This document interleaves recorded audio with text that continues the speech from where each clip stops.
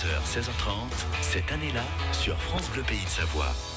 Il a relié l'océan Atlantique et l'océan Pacifique en août dernier, le fameux passage du Nord-Ouest. Luc Dupont est avec nous. Luc, la deuxième année que vous avez choisi d'évoquer avec nous, c'est l'année 1986, année où vous achetez votre premier voilier, le Furieux. Ça reste un bon souvenir. Ah oui, parce que enfin pouvoir naviguer d'abord seul en solitaire et puis définir les programmes et partir quand je veux, revenir quand je veux et me débrouiller. Une petite entreprise en fait. Ouais, ça c'est un investissement, j'imagine aussi, un voilier. Un petit investissement, ouais, c'est pas aussi cher, c'est le prix d'un appartement, donc ça peut aussi servir d'appartement, de logement. Vous vivez de toute façon la moitié de l'année à Val Thorens et l'autre moitié presque sur le voilier. Et là, sur le bateau, donc ça me sert le bateau me sert de logement, donc c'est on va dire un retour sur investissement. C'est votre résidence secondaire. Non, principale. Principale même, d'accord. Donc le Furieux, il s'appelait. C'est vous qui l'avez baptisé ainsi? Ouais, c'est les copains en fait. Tu devrais l'appeler comme ça te va bien. Voilà, j'imagine que c'était plus pour vous. Là, avec le Nord-Ouest, vous êtes parti sur Roxane. Roxane. Donc ça, c'est le deuxième, Roxane. C'est le deuxième bateau. C'est le deuxième. Il est très différent du premier? Non, finalement, pas tellement. Non, c'est un petit peu la même longueur. Il mesure combien pour se donner comme ça une idée? 10 mètres un voilier. 10 mètres. Et dedans, c'est grand comment, si on peut s'exprimer ainsi? Bah c'est grand, la grandeur c'est relatif. Je peux faire la cuisine, je peux dormir et je peux faire tout. Il y a une salle de bain, une petite douche. Vous y êtes bien? Je suis très bien. Ouais. C'est juste à ma taille et puis surtout c'est le problème de budget aussi. Ouais. 10 mètres, je suis très bien avec 10 mètres en budget. Sinon au-delà c'est tout de suite. Au-delà ça va être plus difficile et j'y arriverai pas. Vous avez fait rapidement le choix de la navigation en solitaire. Pourquoi? Ça, je sais pas, ça se calcule pas, quoi. On est comme ça. Vous êtes solitaire dans la vie un peu? Globalement oui, mais j'ai énormément de copains et je suis tout le temps à droite à gauche. Tous les soirs, je suis barré chez les copains et j'aime bien voir tout le monde. Ouais. Mais ça n'empêche pas que vous aimez aussi vous retrouver seul. Mais j'aime bien aussi me retrouver seul. Ouais. Est-ce que des fois c'est pesant cette solitude quand on part longtemps? Alors bon, il y a eu le Nord-Ouest, on l'a dit tout à l'heure, il y a eu un tour du monde en 92-93. Est-ce que parfois cette solitude c'est pesante ou pas? Alors ça c'est un sentiment qui ne m'est jamais arrivé. J'ai toujours été bien. Même sur ce tour du monde en 92, j'ai fait une étape de 4 mois, une semaine. Et le retour d'Australie qui a duré un petit peu plus de 5 mois et ça m'a absolument pas du tout posé de problème. Est-ce que parfois c'est un peu des moments d'introspection qu'on vit quand on est seul avec soi-même? Est-ce que c'est l'occasion de réfléchir à plein de choses où on n'a pas le temps parce qu'on est la tête dans le guidon? Ouais, finalement on n'a pas trop le temps parce que tout seul en solitaire, bon c'est tout à faire comme je disais, la cuisine, la vaisselle, manier, être sur le pont, puis faire de la mécanique, il y a toujours un petit peu la caisse à outils qui est ouverte. Et puis toujours un petit peu le souci d'arriver, de calculer la météo, de calculer sa route. Et finalement, on n'a pas autant de temps que ça. Vous écrivez alors du coup, vous maintenez le lien avec Internet, vous tenez un carnet de bord? Ouais, alors là, les 5 mois là, pendant le tour du monde, là, j'ai rien eu, c'est rien passé. J'ai absolument envoyé aucune nouvelle. Pendant 5 mois, j'ai laissé tout le monde sans nouvelles. Et là, c'est quand même plus simple. Ouais. Alors bon, l'informatique et puis le téléphone satellite quand même qui devient très accessible. Ouais, ça rassure aussi l'entourage. Ça rassure l'entourage et puis ça permet d'avoir la météo aussi. Évidemment, quand on navigue, un petit peu comme dans le milieu de la montagne, il faut être un féru de météo. Là, vous faites tout seul, vous partez pas avec un routeur, vous n'êtes pas avec une équipe derrière vous. Ah non, moi c'est une de mes spécialités, je suis tout seul. Un vrai solitaire. Ouais, je pars tout seul avec mon sac du bout de Fontanil là, et puis je pars tout seul. Je prends le train, le bus, le train, l'avion, et je fais tout seul, la mécanique. J'ai tout appris. Hein. J'ai appris tout. Autodidacte. Oh, quasiment, ouais. Ouais, quasiment, ouais. De toute façon, il faut se débrouiller tout seul, donc que ce soit la mécanique, les pompes à injection, les injecteurs, les pistons, la couture, la strate, le polyester. Il faut se débrouiller tout seul, l'informatique aussi, ouais. Vous n'avez jamais eu envie de faire une course? On parlait tout à l'heure, c'est vrai que quand vous avez fait un tour du monde, ça correspond, bon an mal an, au parcours du Vendée Globe qui partira bientôt, la semaine prochaine, c'est ça? Ouais, dans une dizaine, ouais. Ça vous a jamais attiré, des courses Non, j'ai toujours suivi là toutes ces courses. J'aime bien suivre de loin, mais finalement, être en compétition, ça ne m'intéresse pas tellement, non. Ça vous correspond pas? Non, j'aime bien. En ski non plus, vous n'en faites pas de compétition? Non, j'en ai fait quand j'étais gamin, mais plus du tout maintenant, non. Et je suis pas tellement attiré. C'est plus le challenge avec soi-même que se battre contre un autre. Ouais. Dans le milieu des marins, comment on vous regarde? Comme un ovni ou pas? Ouais, sur le port de la Trinité, où je connais en Bretagne, où je connais quand même pas mal de marins. Ouais, c'est vrai que je pense qu'ils me regardent un petit peu comme un ovni. Ouais. Qu'est-ce qui fait que vous êtes différent d'eux? Je suis peut-être pas tout à fait la même approche. J'ai pas baigné dans la culture de mer depuis tout petit, et peut-être j'arrive à trouver des solutions, faire des choses qui sont pas forcément très conventionnelles, Mais qui marchent bien. Bah ouais. Oui, tester et approuver. Oui, je teste. Ouais. Si ça marche pas, je le fais pas, ouais. Ou je l'améliore. Allez, on reste sur l'année 86 avec un autre souvenir. Un souvenir sportif, celui-là. Jeannie Longo devenait championne du monde, si je puis dire encore une fois. Je crois que c'était la deuxième fois. Elle a été 13 fois championne du monde. Elle a 59 titres nationaux. Cette cycliste française, née à Annecy le 31 octobre 1958. On l'écoute juste après sa victoire en 1986. C'est comme le service conduire. Plus on se présente 2 fois, plus on a de chance de l'avoir. Non, là, je crois que c'est l'expérience, c'est la maturité quand même, parce que bon, j'étais quand même.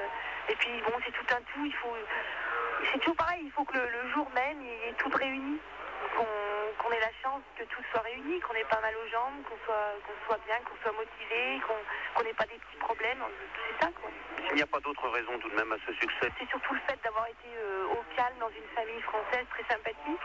Et le fait d'avoir, pu faire un petit peu de piste avant la course classique. Et puis, oui, c'est ça, j'ai pu programmer un petit peu tout ce que j'ai voulu, j'ai pu le faire cette année. Jeannie Longo en 1986 qui devenait championne du monde. Elle l'a été 13 fois, je ne sais plus combien de suite, c'est assez impressionnant. Elle parle beaucoup de l'expérience. Est-ce que vous aussi, avec les années, parce que ça fait combien d'années maintenant que vous naviguez, Luc, pas mal aussi, hein, si on a dit que ça faisait quasiment 30 ans que vous étiez moniteur de ski, c'est tout autant de navigation? Oui, si on compte les années où je naviguais avec les parents quand j'étais gamin, oui, ça fait pratiquement toute ma vie, quoi. Ça aussi, ça compte, l'expérience, dans tous les domaines? Oui, alors particulièrement la voile, c'est une somme d'expérience, ouais, évidemment. Alors vous êtes aussi le papa d'une jeune Perrine, qui a 21 ans, et vous m'avez dit qu'elle était bien branchée navigation aussi? Oui, alors en fait, c'est une Marseillaise grenobloise savoyarde. C'est pas mal. C'est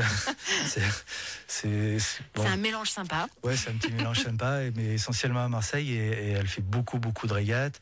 L'an dernier, à la Toussaint, elle a gagné les championnats du monde étudiants à la Trinité-sur-Mer. Pas mal. Elle y retourne cette année. Et puis, elle a fait l'école marine marchande pour devenir capitaine sur les cargos. Et papa est fier. Papa est très fier, mais c'est réciproque. Je me doute. Vous naviguez parfois ensemble? Vous avez encore le temps? Alors, on a beaucoup navigué quand elle était gamine, là, quand j'étais en Méditerranée. 2009, on est parti de Norvège jusqu'au Spitsberg, on a passé l'été ensemble.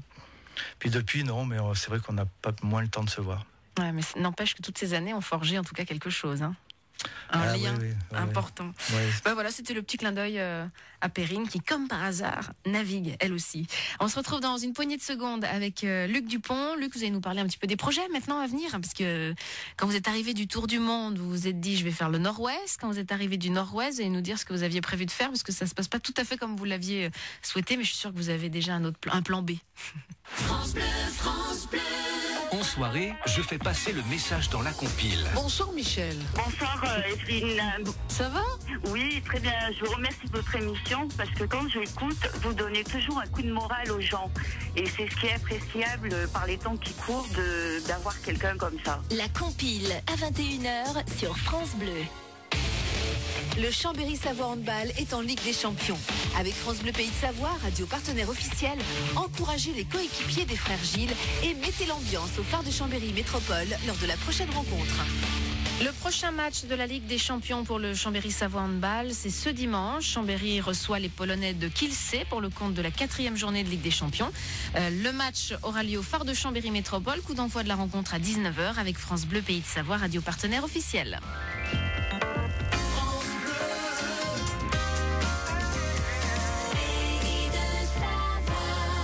Luc Dupont est avec nous cet après-midi. Luc, vous revenez du passage du Nord-Ouest, et il était prévu que vous enchaîniez avec le passage du Nord-Est.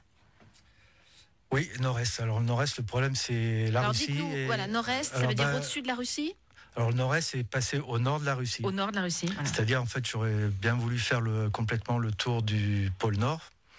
problème, c'est au niveau administratif, je suis pas compatible avec les Russes. Et ça coûte cher, il y a un peu de raquettes et tout ça. Donc j'ai complètement laissé. Du coup, ça va pas le faire, le Nord-Est. Déçu ? Ouais, un petit peu, ouais.